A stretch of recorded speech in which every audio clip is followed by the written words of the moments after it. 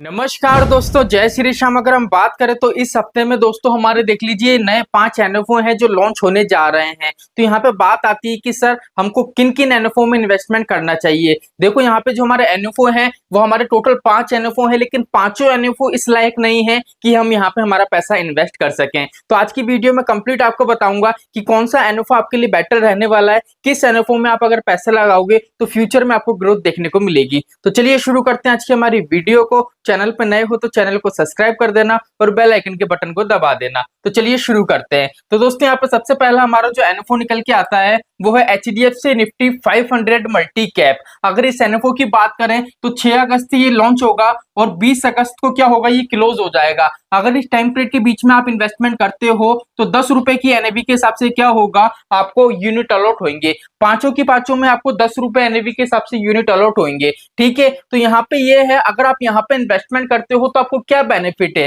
देखो पहली चीज तो ये है एचडीएफसी निफ्टी 500 मल्टी कैप, यहाँ पे आपको ये बेनिफिट मिल जाएगा। यहाँ पे अगर आप आपका पैसा इन्वेस्ट करते हो तो आपका जो पैसा इन्वेस्ट होगा वो लार्ज कैप के अंदर होगा 50% और मिड कैप के अंदर होगा 25% और स्मॉल कैप के अंदर होगा आपका 25%। तो यहाँ पे क्या है, आपको एक स्टेबिलिटी देखने को भी मिलेगी और आपको आपका पैसा मिड कैप में भी जा रहा है, स्मॉल कैप में भी जा रहा है, तो आपको अच्छा खासा रिटर्न देखने को भी मिलेगा। और अगर रिस्क की बात करें तो यहाँ पे एवरेज रिस्क आपको देखने को मिलेगा, बिकॉज आपका ज्यादा से ज्यादा पैसा है वो निफ्टी 50 की जो टॉप कंपनीज हैं, स्टेबल कंपनी है, वहां पे लग रहा है। इसीलिए दोस्तों अगर आप इन्वेस्टमेंट करना चाहते हो तो काफी बढ़िया ये मौका है। एचडीएफसी है दोस्तों। अगर बात करें तो इंडिया के अंदर जो टॉप 10 एएमसी हैं उनमें से एक एएमसी एचडीएफसी की है, तो काफी बेटर ये फंड है। मल्टी कैप कैटेगरी का है तो नॉर्मल सी बात है, किसी प्रकार की दिक्कत परेशानी नहीं है। आपका पैसा है वो लार्ज में भी लग रहा है, मिड में भी लग रहा है, स्मॉल में भी लग रहा है, किसी प्रकार की सेक्टर की कोई दिक्कत नहीं है।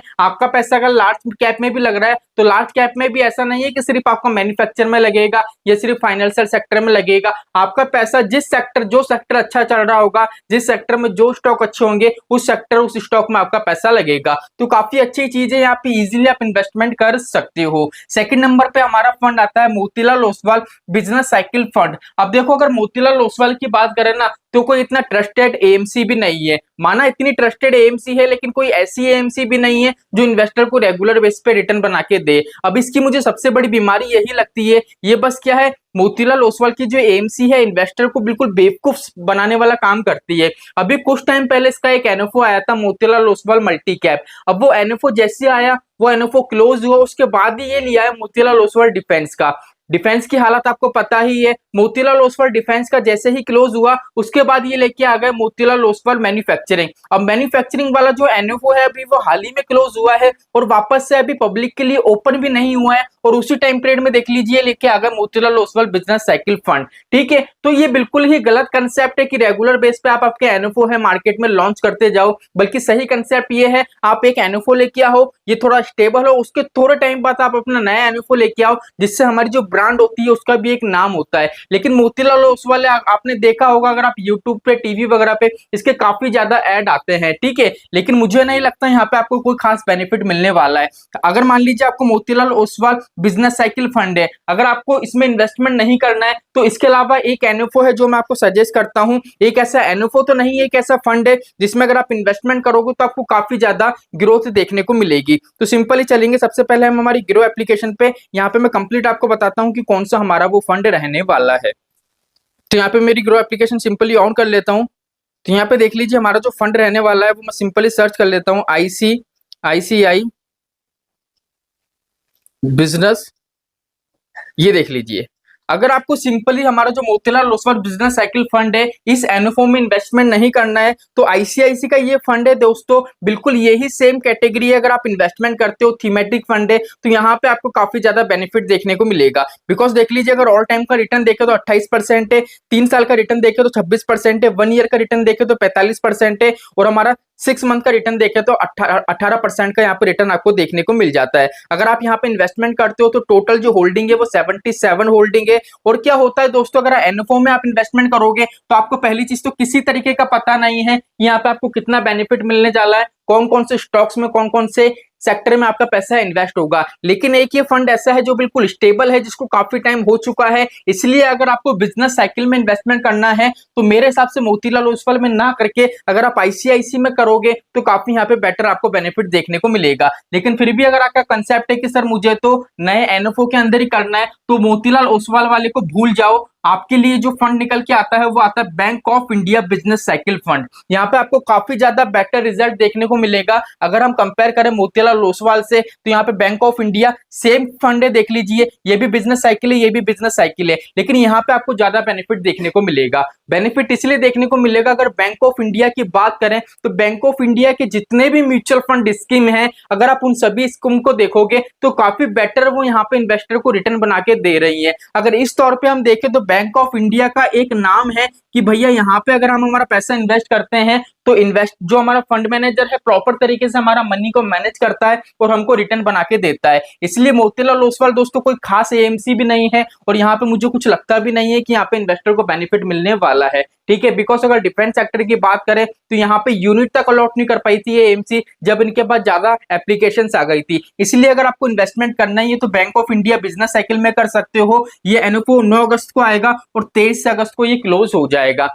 चलिए चलते हैं हमारे तीसरे के ऊपर। तीसरा हमारा जो एनएफओ है वो है धन निफ्टी बैंक इंडेक्स फंड। अब अगर इस एनएफओ की बात करें तो यहाँ पे देख लीजिए 8 अगस्त से 22 अगस्त तक की इसका टाइम है। 8 अगस्त को ये ओपन होगा और 22 अगस्त को ये क्लोज हो जाएगा। यहाँ पे इजीली आप इन्वेस्टमेंट कर सकते हो। अब यहाँ पे बात आती है कि सर हमको इन्वेस्टमेंट करना चाहिए या नहीं। देखो पहली चीज तो ये है, यहाँ पे नाम देखो, धन निफ्टी बैंक इंडेक्स फंड। ठीक है, तो आपका जो पैसा है ये किसको फॉलो करेगा, ये फॉलो करेगा इसको, निफ्टी बैंक इंडेक्स को। तो आपका जो पैसा इन्वेस्ट होगा, इसके नाम से ही पता पड़ रहा है कि आपका जो पैसा इन्वेस्ट होगा वो बैंकिंग सेक्टर में होगा, फाइनेंशियल सेक्टर में होगा। तो यहाँ पे अगर आप आपका पैसा इन्वेस्ट करोगे तो 100% आपका जो पैसा लगेगा वो फाइनेंशियल सेक्टर में लगेगा। अब लेकिन बात आती है कि सर इन्वेस्टमेंट करना चाहिए या नहीं, तो देखो मैं आपको एक नामी म्यूचुअल फंड बताता हूँ जिससे आपको पता पड़ जाएगा कि यहाँ पे इन्वेस्टमेंट करना चाहिए या नहीं। तो देखो यहाँ पे एक फंड है, Nippon India Nifty bank index fund direct growth. अगर इस फंड की बात देखें तो देख लीजिए कंडीशन आपके सामने यहाँ पे शो हो रही है। ऑल टाइम का रिटर्न बताऊं तो 9.88%। अगर 9.88% के रिटर्न के लिए यहाँ पे अगर हम इन्वेस्टमेंट करें तो किसी प्रकार का मुझे नहीं लगता कि हमको म्यूचुअल फंड में इन्वेस्टमेंट करना चाहिए। यहाँ पे होल्डिंग के रूप में देख लो, होल्डिंग यहाँ पे 12 बता रहा है। अब यहाँ पे ये चीज देखो, जो 12 होल्डिंग बता रहा है वो क्यों बता रहा है, 12 होल्डिंग इसलिए बता रहा है, देख लीजिए। पहली चीज तो अगर मैं होल्डिंग की बात करूंगा तो होल्डिंग में किसी तरीके की कोई कमी पेशी नहीं है। देख लीजिए, जो इंडिया के नामी हमारे बैंक है वो यहाँ पे आ रहे हैं। एचडीएफसी बैंक हो गया, आईसीआईसी बैंक हो गया, एक्सिस बैंक हो गया, स्टेट बैंक ऑफ इंडिया हो गया, कोटक महिंद्रा बैंक हो गया, बैंक ऑफ बड़ौदा हो गया, पंजाब नेशनल बैंक हो गया, एयू स्मॉल फाइनेंशियल बैंक हो गया। ठीक है, तो मतलब इतने जो टॉप क्लास के बैंक हैं वो इसके अंदर आ रहे हैं। फिर भी अगर आप इसका रिटर्न देखोगे तो रिटर्न यहाँ पे गिरता हुआ आपको नजर आ रहा है। तो इसलिए अगर मैं आपको बोलूंगा, अगर आप पूरा की पूरा पैसा सोच रहे हो कि सिर्फ मेरा फाइनेंशियल सेक्टर में लग जाए तो मुझे फ्यूचर में ग्रोथ देखने को मिलेगी, ऐसा नहीं होता है। मैंने पहले भी आपको बताया है कि म्यूचुअल फंड के अंदर इन्वेस्टमेंट करो तो ऐसे फंड के अंदर करो, ऐसी कैटेगरी के अंदर करो जिसमें आपको डाइवर्सिफिकेशन देखने को मिले। आपका पैसा है वो large cap, mid cap, small cap में भी लगे, और वहां पे भी जैसे मान लीजिए मिड कैप में लग रहा है तो मिड कैप में भी ऐसा नहीं है कि पर्टिकुलर किसी सेक्टर में पैसा लग रहा है। मिड कैप में जो सेक्टर अच्छा चल रहा हो, जो स्टॉक अच्छा चल रहा हो, वहां पे फंड मैनेजर इजीली इन्वेस्टमेंट कर सके, उसको किसी प्रकार का कोई बाउंडेशन नहीं हो। जैसे यहाँ पे देख लीजिए, मैंने बताया मल्टी कैप तो नॉर्मल सी बात है, लार्ज में भी लग रहा है, मिड में भी लग रहा है, स्मॉल में भी लग रहा है, किसी प्रकार का कोई बाउंडेशन नहीं है। ठीक है, तो इकलौता ये कि ऐसा फंड है जो थीमेटिक फंड नहीं है, जहां पे इजीली आप इन्वेस्टमेंट कर सकते हो। बाकी ये चारों की चारों फंड ये एक तरीके से थीमेटिक फंड है। अगर आप यहाँ पे इन्वेस्टमेंट करोगे तो क्या होगा, पर्टिकुलर एक सेक्टर रहेगा, वहां पे ही आपका पैसा इन्वेस्ट होगा। इसीलिए क्या है दोस्तों, अगर आप इन्वेस्टमेंट करना चाहते हो तो मेरे हिसाब से HDFC Nifty 500 multi cap fund है, वो काफी बेटर आपको यहाँ पे मिलेगा।